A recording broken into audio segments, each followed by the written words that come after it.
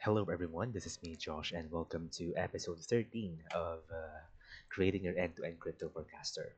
So, nandito na tayo sa medyo meaty part of this project, and that's gonna be about creating our forecasts using the data set that we have collected from CoinGecko. All right.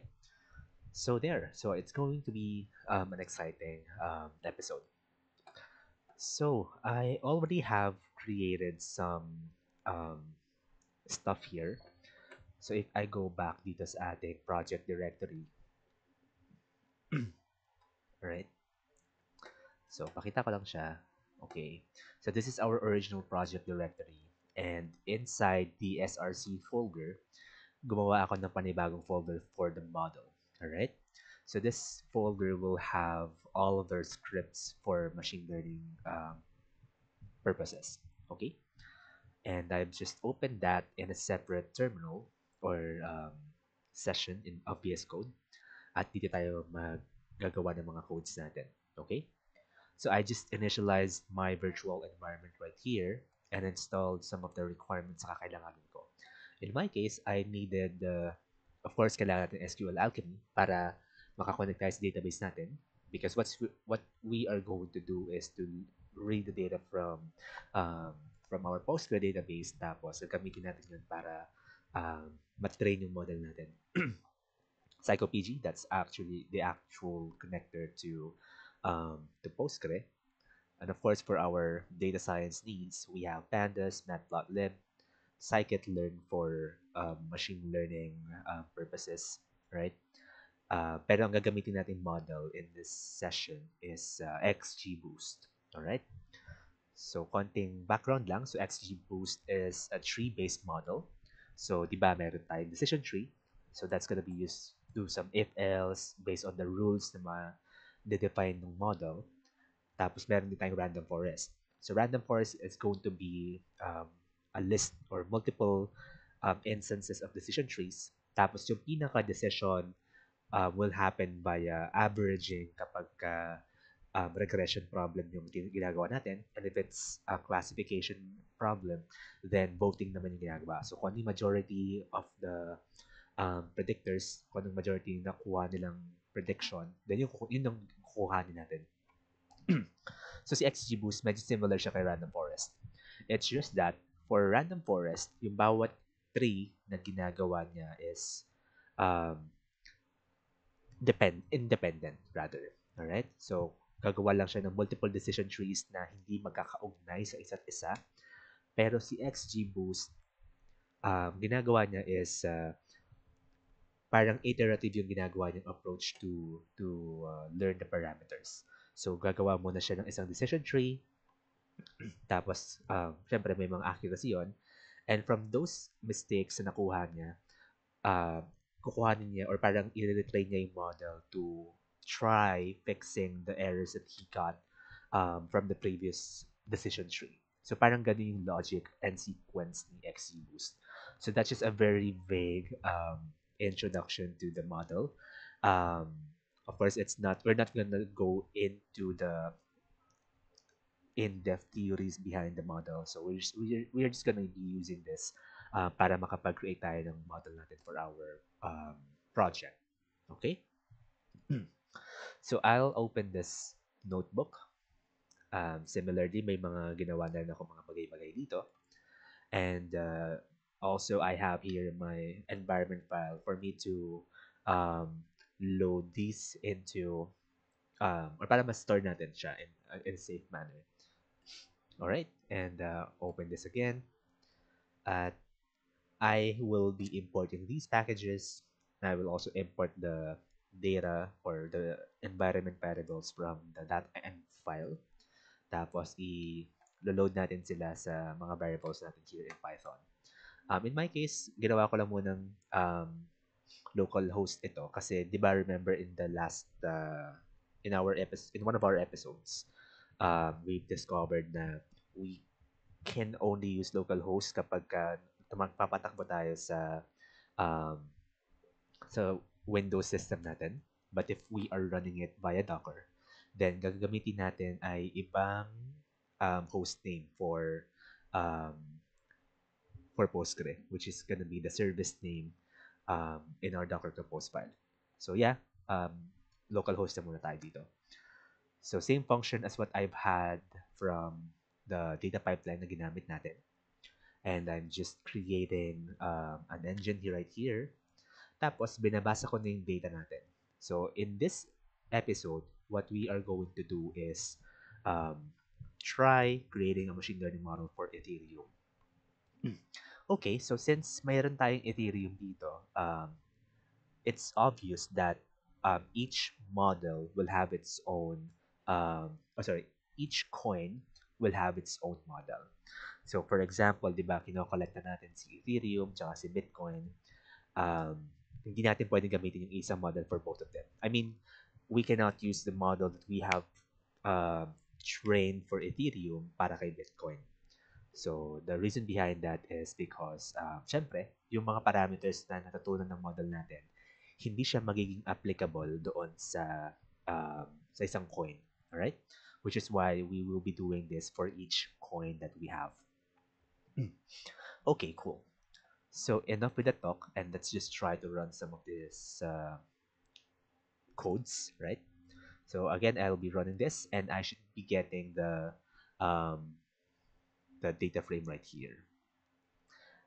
And not to mention na dapat yung Docker Compose services nyo ay tumatakbo na.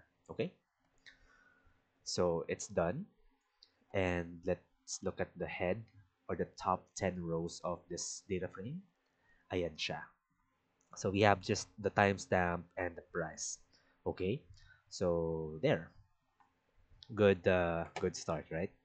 So, let's also try to follow a cycle of doing the machine learning model, right?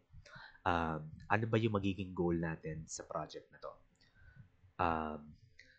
This particular project of building a machine learning model for predicting crypto prices, it could be um, a two approach, or you can actually have two ways of doing that. Number one, pwede natin siyang gawing classification model or problem. And this classification problem will be about predicting if the price will go up or high, right? Or if it's gonna go down, okay? So for example, using the data that I have here um, from this duration, kaya kong ma-predict siya kung tataas ba siya or bababa. So that's going to be a binary classification problem. All right? And the other one is via regression problem. So yung regression naman, it's going to be about predicting um, continuous values or real values like numbers and all that. So in this particular example ulit, using this time period of data na meron ako, can I predict the next price for this particular coin? Okay? So, yun yung dalawang problema na pwede natin gawin dito sa dataset natin. In my case, I want this to be a regression problem. Alright? Kasi ang gusto ko mangyari is malaman um, kung ano yung magiging next price niya after some couple of prices na meron tayo. So, this is going to be a regression problem. Okay? And then, ano pa ba? So yan, regression problem siya. Okay? So now, ano yung mga gagamitin nating features dito? Alright? So we just have um, one price here or one element here. So meron tayong timestamp, yes. But we can't really use timestamp itself para ma-predict yung um, yung price, right? So there's a lot of factors that could influence the price of a coin. There's some bunch of fundamental and technical aspects that you have to look at. For example, global events. It can also be about the things that's going on behind the companies if it's stocks, right? So there are some indicators that you have to look at. In our project, ang gagawin natin dito is we will purely base it from the price itself. All right? So gagawin ko is I want the model to predict the prices using the last n prices na meron tayo. So for example, you I want to predict or I want to use the last 30 minutes worth of data. So that's one, two, three, four, five, six. Actually, ito na pala. Yan. Um, at 20 minutes pa lang to. No? So probably here. Yan. Or maybe 25 minutes. Okay? So I want to use the 25 minutes worth of data. So that's roughly from this point up to this point para ma-predict ko itong susunod na price. So, ganun yung gusto kong mangyari. Alright. So, of course, there are other indicators na pwede pa natin gamitin. But in my use case, gusto ko munang ganun kasimple lang. Alright? So, again, I'll use some list of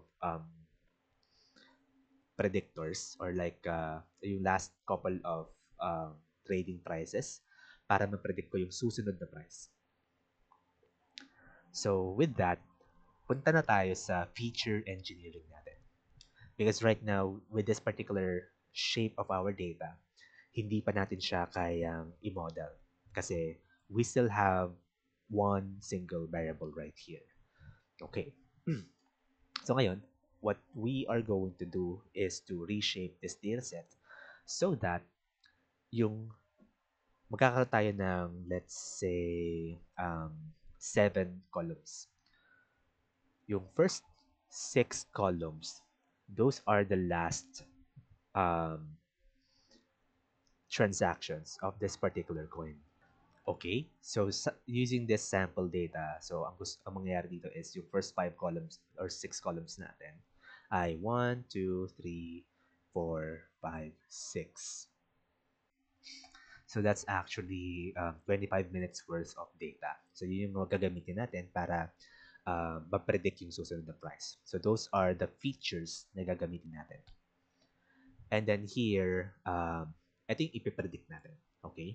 So using these prices, right? Ipipredict natin tong pitong trading price, which is the 30th minute um, of the time interval.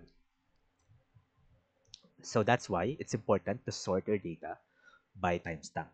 So naka-sort naman ako dito sa aking dataset. Kasi kapag hindi siya nakasort, magkakaroon kayo ng problema. At baka mamaya ma-weirduhan kayo bakit hindi siya tumutugma doon um, sa situation nyo or sa predictions nyo. Okay? So, yun yung gagawin natin. So, that's going to be our goal. Okay? Next one, sige, ipakita ko muna siya sa inyo without this table. Right? Or column rather. So, sige, i-run natin siya. So, window size right here, it's going to be the number of records na gagamitin natin, which in our case, that's going to be 25 minutes worth of data. So, 1, 2, 3, 4, 5, 6. Okay? So, we are creating a copy of our data frame. Gawin natin tong df reshape. Okay? Tapos, palitan ko lang tong mga to.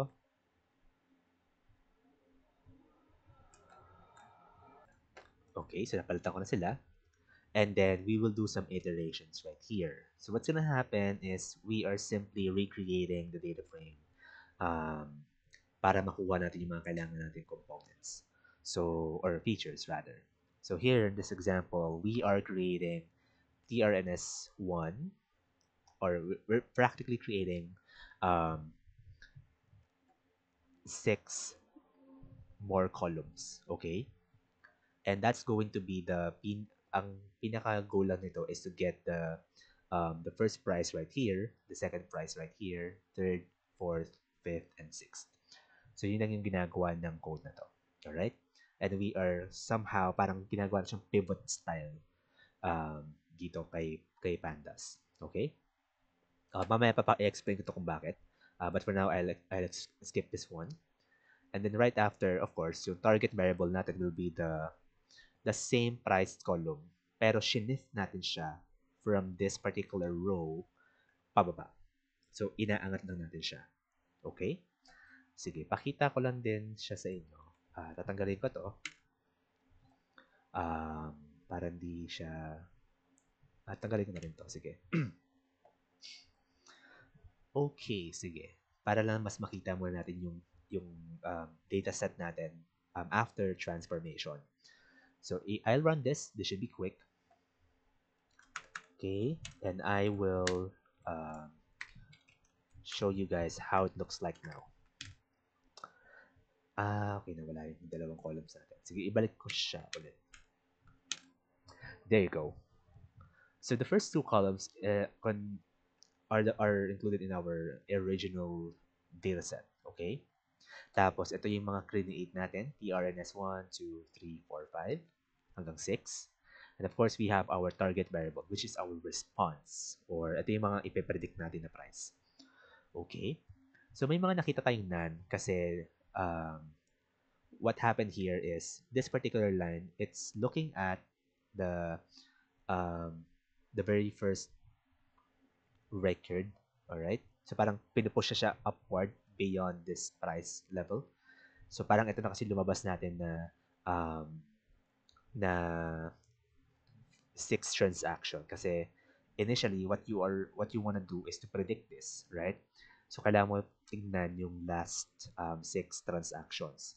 But in this case, hindi na siya possible kasi nga ito na yung pinakaunang transaction natin, which is why itong first 5 columns natin are blank. And nag-move siya, itong 1597 mo, kapag kinopy ko siya and in Control F ko, ayan. So, parang may nakikita tayong diagonal. Right?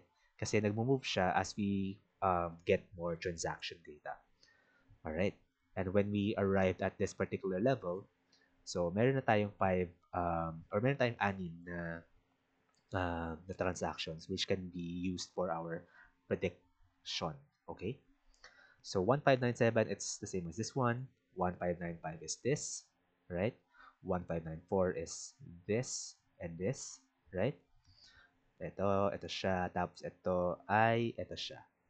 And then, yung pinapredict natin is yung next na price, which is ito. So, this is what we are doing in this feature engineering um, code na meron tayo. Alright? So, I hope that is clear. So, again, what we are essentially doing here is we are using the last 6 trading prices para ma-predict yung susunod na trading price. Okay? And then afterwards, sige, ibalik ko na itong mga ito. Siyempre, since kulang tong mga records na to, hindi naman natin siya kailangan. So, ang prediction talaga natin will start from this level. So, that's why we are dropping the NA values or yung mga missing values natin dito.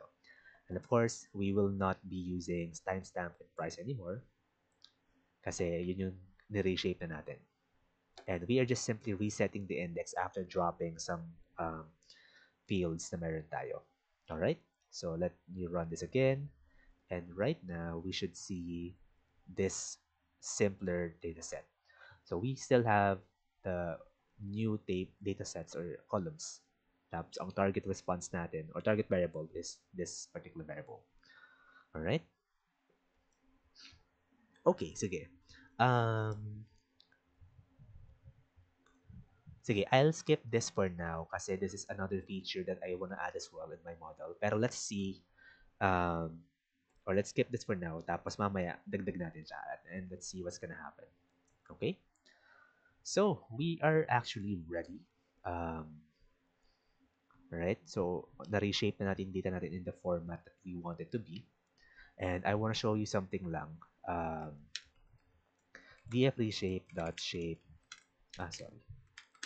Ayan. So, 1916 records meron tayo. Pero yung original data set natin, so we have how many records? So, that's 1922. So, that's just 6 records na nawala. Kasi, ito yung parang first 5 or 6 transactions dito. So, tinanggal natin itong record na to. Or sorry, itong records na to. Yan. Kasi wala silang corresponding previous transaction na pwedeng gamitin for predicting them. Alright? And that's expected. Don't you worry. Alright. Cool. Now we can now prepare this or try creating our first model. Sige, let's see how we can go about that. Okay? So, meron na tayo ditong, sige, balik ko siya. Alright? So, here, if you have been using sklearn in your machine learning projects, um, there is what we call train test split function, right? Um, that allows us to split the data set into training and test set. That's cool. But that's not what we are going to use. All right? Kasi right now, what we are using is a time series data set. And for time series, hindi mo lang siya pwedeng i-shuffle. Kapag normal na dataset lang yan, like Titanic or Iris dataset, you can shuffle them. Alright? Pwede kayo mamili ng ilang samples from any rows of the data. That's going to be fine. But for time series, it's time, right? There is time element right here, which is why hindi natin siya pwedeng i-shuffle lang basta-basta. So one way to split our training and testing data set is by simply taking the last 20% or like the latter part of the data set. Tapos yun yung gagamitin natin to test our model. Okay?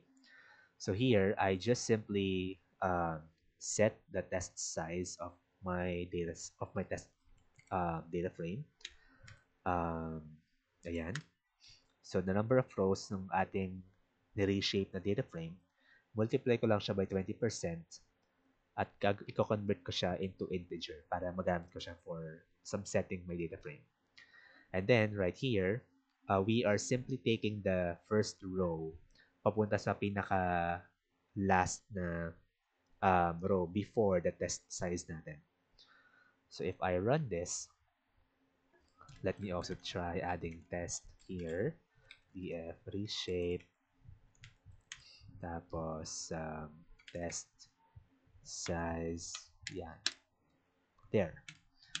So if I try running this train dot shape plus test should be equal to reshape. Okay, hindi sila same. Bakit kaya? Okay. I think mali ang ginawa dito. So, dapat ito kasi yung last na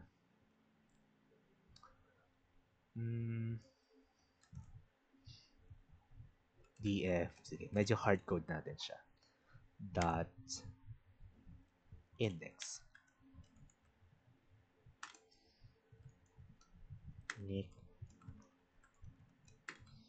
Okay, ulitin nga natin, sorry. So, df train, ayan, that shape, 1533 siya. Okay?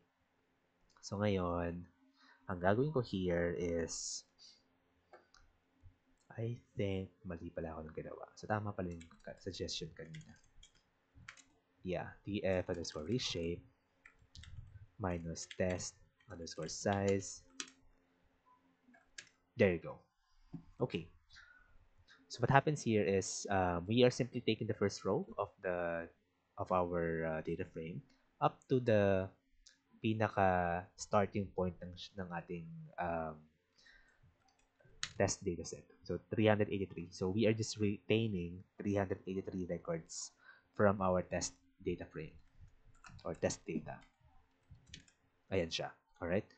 So we just used this subsetting capability of data frame to split our data set into training and test set. And yeah, we can already build our model from here. Okay, so paano natin i-build yung model? So I'll import XGBoost. Alright? And as mentioned, this is going to be a regression problem, right? Kaya kailangan natin i-import siya. Okay? And then, from sklearn.metrics, okay, tama naman, metrics, import mean absolute error. So this function right here will allow us to measure our model. All right. So mean absolute error gives us the absolute error in our prediction. So ayan. So run ko siya para magamit ko siya. Okay. And then how do we train our model? So model XG boost regressor. Tapos magsiset tayo ng mga parameters. Um, yeah, I think we can use the suggestion right here. Pero para hindi maubos yung credits ko, itatype ko siya. Estimators 100 learning rate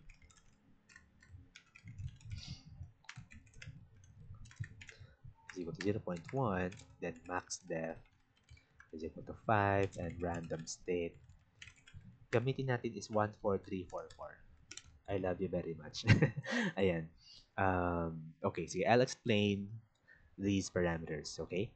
So the N estimators, as mentioned in the earlier part of this video, XGBoost is a tree-based model.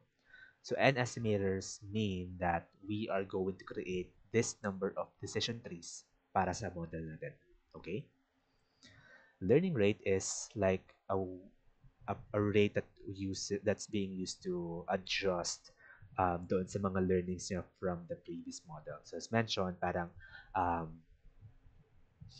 from the first model na i-create natin, from the first decision tree na i-create natin using XGBoost, ano yung parang sensitivity niya para mag-adapt doon sa errors niya from the previous model. So parang ganun siya. And what you want the value that you want to assign to this parameter is not too big, not too small, so just probably enough para um, hindi siya mag-overfit or even underfit. Okay? So 0.1 might be a good starting point for us. So max depth is the maximum depth, right, of a particular decision tree. So sa decision tree natin, di ba, meron tayong pinaka-initial na question. First layer natin is unang yes-no natin. Second layer is pangalawang yes-no hanggang makarating tayo ng pang-lima na layer of questions. Okay? So yun yung max depth. So random state naman is for us to ensure that um, we are making this model reproducible. So may mga randomization stuff kasi that's going on right here. So we just want to preserve however we generated that. Para when someone else run this code, pwede pa rin natin siyang pwede nila itong ma-replicate. Alright, so let's run this. And model. Ayan yung itsura ng ating model. Alright?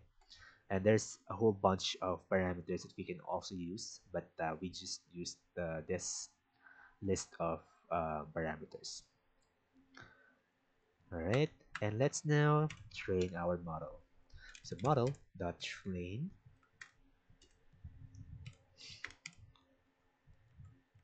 Okay, sorry, fit yata siya. Let me check the documentation.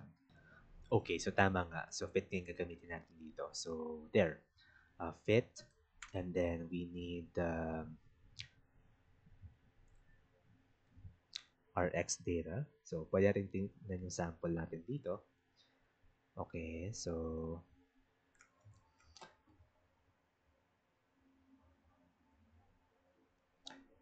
alright, sige, let's try this. X would be our df underscore train dot drop columns target. Kasi yung ginagawa natin dito is pine-preserve lang natin yung mga TRNS columns natin, right? And then our Y is going to be df underscore train target.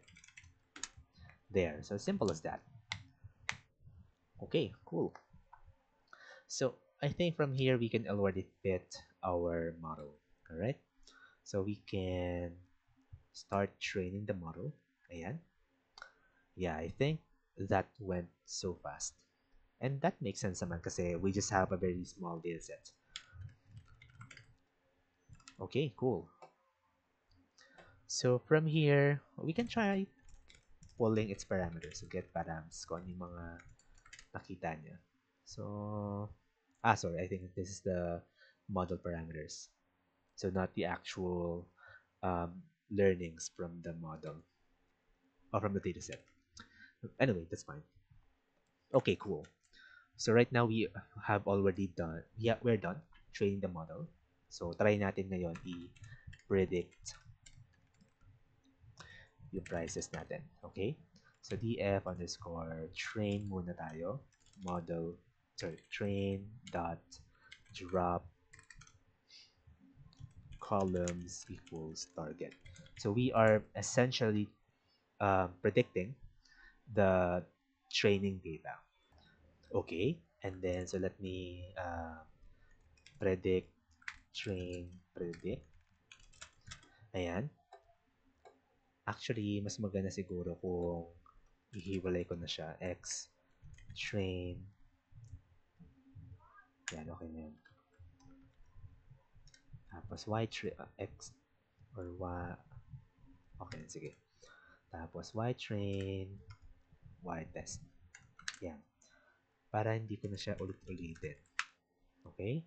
So, dito, lalagay ko na lang dito si X train. Tapos, ito ay si Y underscore train. Right? Same goes here. X underscore train. Okay, cool. So, right now, these are the predictions, right? Train underscore predict. All right? And let's try checking the accuracy of this model. So ngayon, paano naman siya gagawin? So we can use the mean absolute error. It takes the Y true or the actual prices ng ating dataset and yung predicted natin na prices. So we are still doing this on the training data. So we can expect that this number to go up. All right. So not too bad, 64% on the actual training data. Subukan ngayon natin siya sa test data natin. So model.predict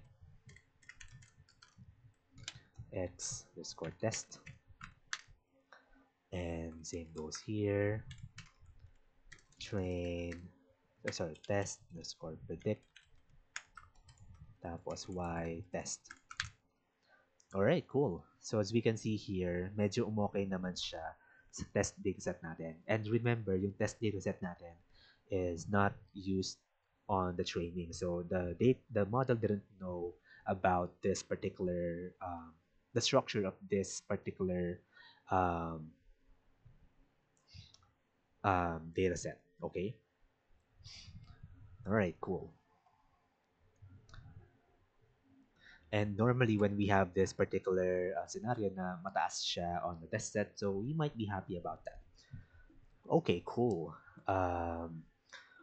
What else that we can do here? Actually, medyo okay na tayo, right? So nape-predict naman natin siya. And what we haven't done yet is to predict the actual is to make the actual predictions. Kasi right now we are still predicting using the same data set that we have. Pero hindi pa natin super talaga na-predict yung mga future prices. There.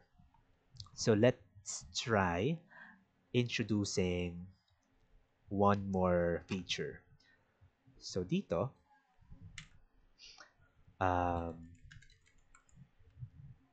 yan. Okay. So I am adding MA6, which is the moving average of the data set or of the prices. Okay? So remember, in this section, ang ginagawa natin is we are converting the last 6 trading prices and pivoting it into 6 different columns. Tapos, itong line naman na to, ina-average niya yung columns na yon. Yun, ina-average yung columns yun, right?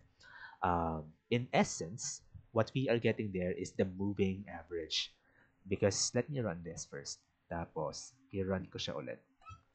There. So as we can see here, aside from the transaction prices that we have, or the last trading prices that we have, meron din tayo ng MA6 column, which is the average of these transactions. And again, this is moving average because If you look at this, kunwari ito na lang, right? So if you look at this particular price, so gumagalaw siya. So we are still, or parang, yeah, we are moving one column to the left, right? Which means that we are updating the range of our average. So which is the purpose of moving average, okay? So there. So aside from the, so we are now using moving average as an additional feature of our model. So ngayon, let's try retraining the model um, para makita natin kung ano yung magiging impact niya. Alright? I'm actually not interested in saving these, so okay lang naman. So we're still exploring. Alright? So i-run ko siya ulit. Actually, I don't have to do that anymore. That's fine. And if-fit ko siya ulit. There you go. Yeah, that should do it. And if I run this and run it on the train dataset, again, we have 64% accuracy here. All right. Okay, so tumaas siya ng 1%. Okay, I think I might be interpreting it wrong. Um,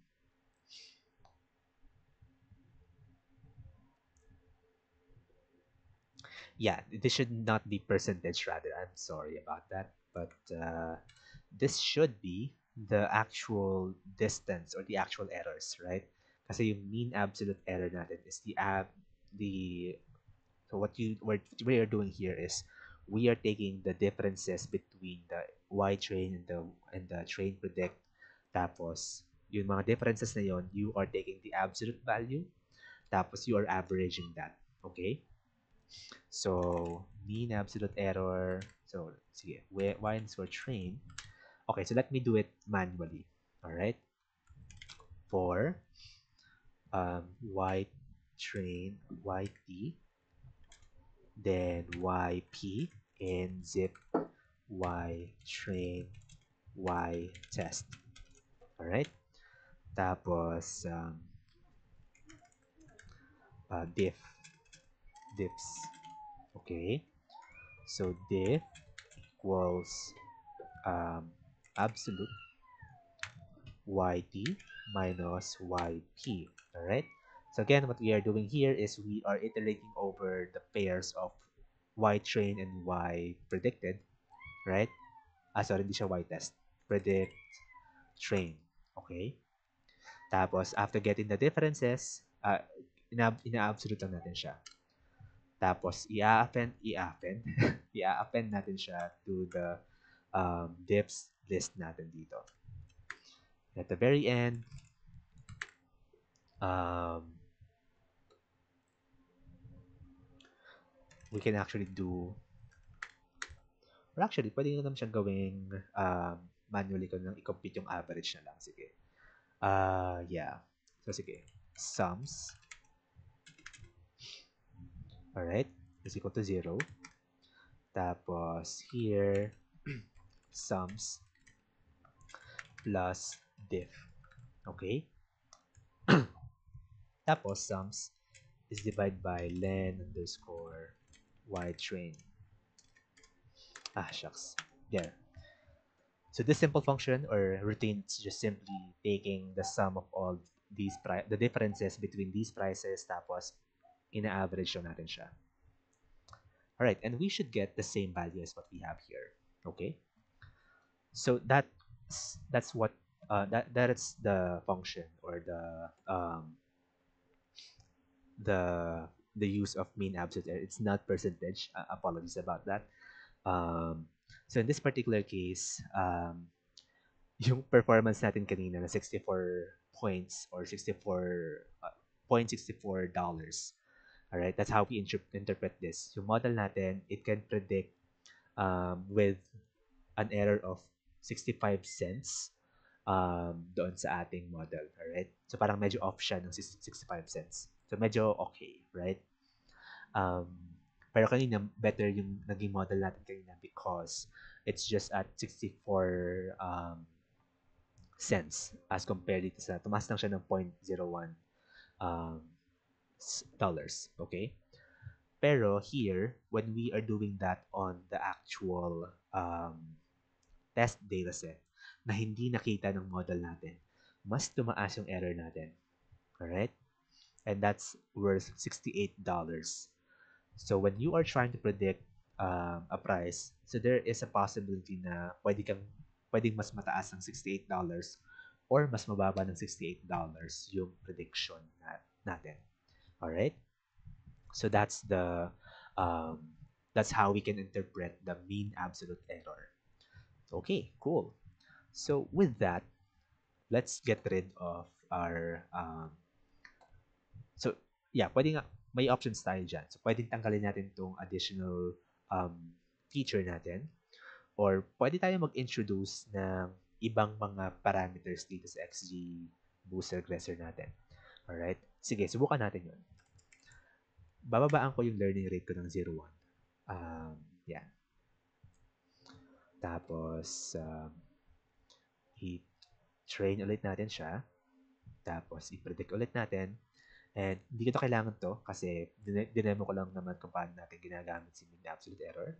Right? So, I can just run it this way. Okay. So, mas tumaas yung errors natin. So, now, ang errors natin ay nasa $9 na. So, hindi na siya ganun kapasok na pasok. Okay? Sige, isa pa. Babaan pa siya lalo. Okay, mas tumataas na siya. So, that's not what we want na. Okay, sige, balik natin siya sa learning rate na 0.1. Okay, ngayon, try natin ngayon na dagdagan yung estimators natin. So, gawin natin siyang 1,000. So, there and there. Tapos, run natin to and let's see. Okay. On the training data, it has become much lower in terms of error. Pero same pa rin tayo sa test dataset natin. Alright, so there's also a way for us to visualize the differences, okay? So gawa tayo ng line chart natin to show how that looks like. So I can just copy this code snippet from somewhere else, right? So I can use y_train. Tapos dito naman ay train pred. There. Okay. So let's call this, yeah, I think this should be good. So there. So what we are doing here is we are using Matplotlib to just visualize the actual and predicted training data. Okay, so let's run this. Ayan. So as we can see here on the chart, yung mga blue natin na line as compared din sa mga orange na lines natin, medyo parang sobrang lapit-lapit nila sa isa't isa, right? Di natin masyado makita yung gaps between them. And that's because it's kind of makes sense because it kind of makes sense kasi we're using the actual training data to predict the values, right? So expected naman talaga na talagang magiging ganyan siya since we have the exact data that we are expecting the model to have. All right? But if we look at the test prices naman, so ito yung medyo nag-iiba na siya. Right? So as we can see here, parang medyo namatay yung ating model. Ayan. So on this particular level, medyo okay pa siya. Pero nung tumaas na yung mga prices, medyo hindi na parang nag-stick na lang siya dito sa estimates natin. Right? So, there. And this kind of makes sense kasi if you look at our data, sige, open natin yung dashboard natin ngayon. Okay? So, from the last episode, let's open yung dashboard natin from Power BI. Right?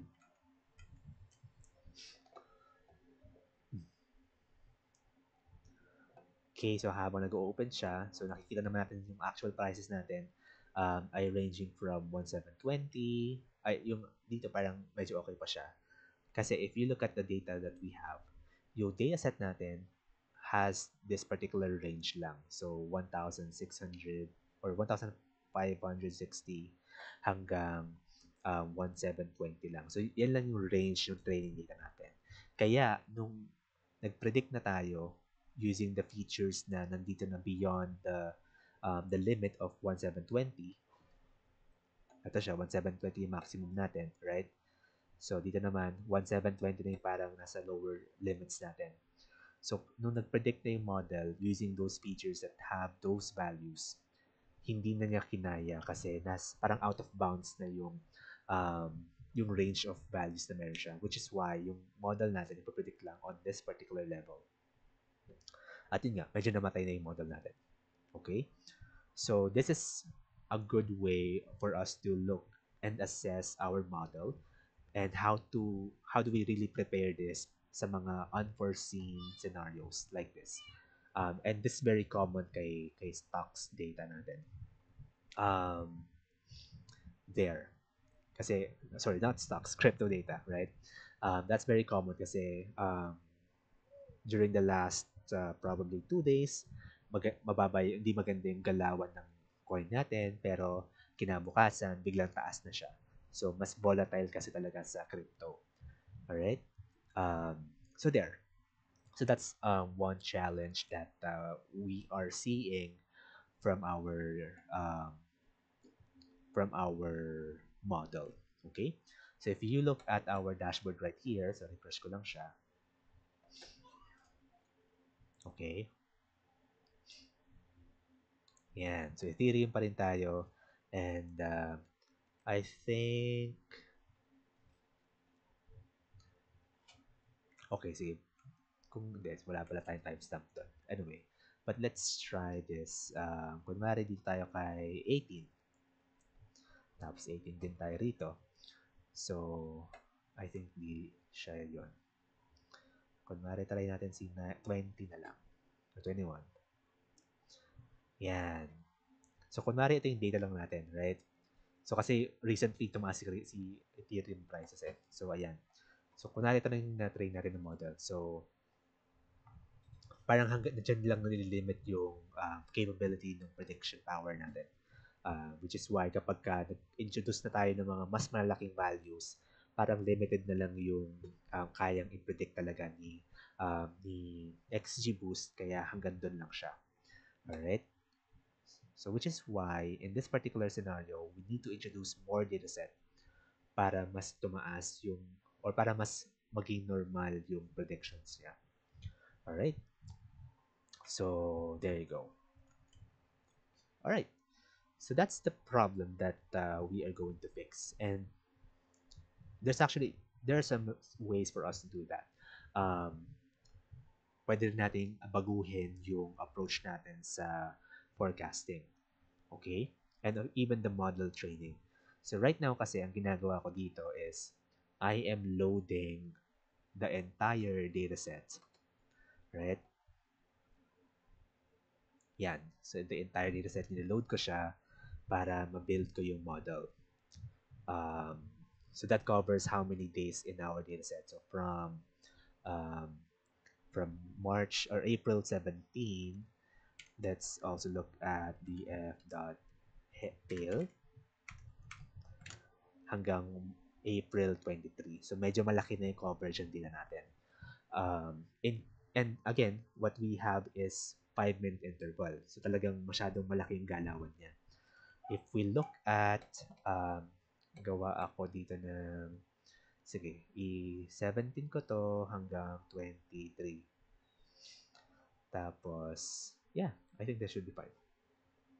For Ethereum, again, nakikita natin dito that at this levels, mababa pa yung prices niya, right? Pero nung umabot na tayo sa April 20, tumaas na siya. Actually, parang kulang natin ito April 20 natin. But that's fine. Pero as we can see here, parang mataas na yung prices natin from April 20 to 21. Tapos bumagsak ulit siya at these levels, right? Tapos tumaas siya ulit. Okay, so ganun ka volatile si crypto. And Uy, nasa 3,000 na pala talaga siya. Talaga ba? Tingnan ko nga. Parang hindi ako naniniwala 3,000 siya umabot. Okay, baka talagang outliers lang yan. Well anyway, um, tumaas siya dito and then here, bumaba ulit siya, at tumaas siya ulit dito, tapos bumaba siya ulit. There, so that's the history of our prices. Pero let me double check nga din kung legit ba talaga na um, inabot tayo ng 3,000 dito or almost 4,000 in a short span of time. Um, okay, CoinGecko tayo. Alright. And yeah, I think may mali sa data natin. Okay. So I think kasi if you look at 23, so parang wala namang ganung changes. So there. So yeah, baka may mali sa data natin and we can also investigate further about that. So ayan, maraming factors that could influence your model performance. Um, it's not always about hyperparameter tuning. It's not also about adding new features and even um, removing features. Ayan. So sometimes nasa data talaga yung problema natin. So let's create query tool and select star from Ethereum. Sorry, market chart where coin ID equals Ethereum was ordered by timestamp. Alright? So there. So pag ginawa ko siyang chart, line chart, X is timestamp, tapos gawin ko si Y-axis ay price, generate natin siya. So that's the beauty of PG admin. Okay, so yeah, I think it's just Power BI. So wala namang problema sa dataset natin. But the way how Power BI visualizes data, it's not showing us the accurate values. In our dataset naman, in our model, it looks okay din naman. So yeah, Power BI problem yan. Okay, may mali yata akong ginawa sa dashboard. But anyway, what we can see here is that our model is not performing well kasi masyado ng iba yung range ng features natin as well as our um, target variables. Alright? So, limited na yung kaya niyang i-predict.